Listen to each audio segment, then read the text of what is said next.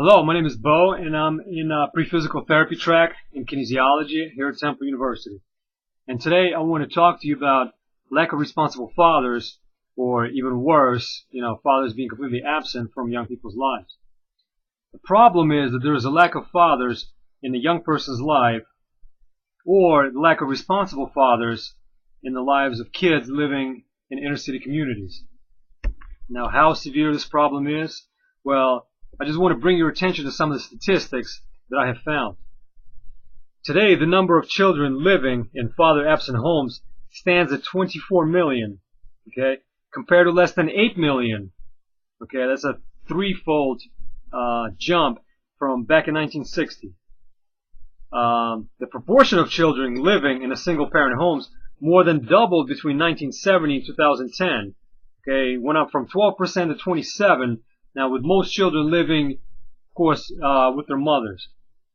The absence, now here's the bigger problem, of a father in a young person's life, studies show increases the risk for that person to drop out of school, to use drugs, to be involved in gangs, in criminal justice system, or, become young parents themselves. Now, tackling this problem, I understand, on a macro level might seem a bit overwhelming. So what I propose is more of like a community outreach program.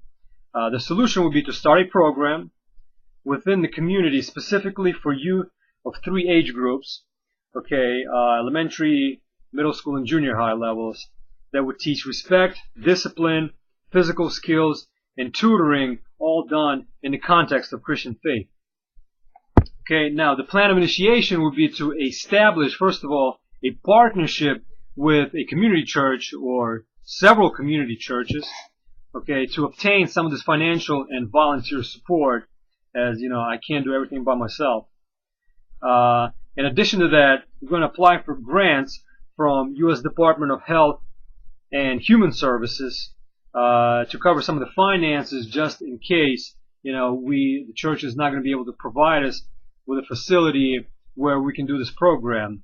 Now, I also want to inform you that there are grants, there are federal grants that are out there available for faith, specifically for programs like this that are faith-based, to offer some of the financial aid to cover the costs to make this program operational.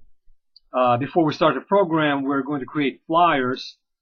Okay, they're going to be targeted for kids living in these communities, and we're going to distribute them around the community, kind of like promoting this program, getting kids to stop by, to show up.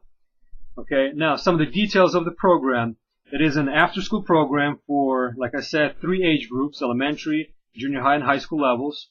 Okay, the program will teach respect for other people, for authority, for other property, by using real-life scenarios. Okay, it's going to address some of the, critical issues that kids face in school, especially in schools, such as bullying. Another thing that the program will teach is discipline through physical training and development of strength, speed, mobility, so the kids have some physical skills and some fitness levels.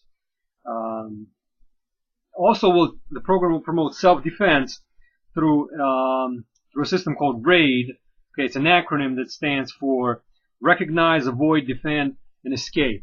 Okay, and in addition to that, it will promote, now in the context of Christian faith, it will promote biblical principles through lessons and small group interactions. Now, being this is a Christian program, most of the lessons are going to be taught using biblical principles.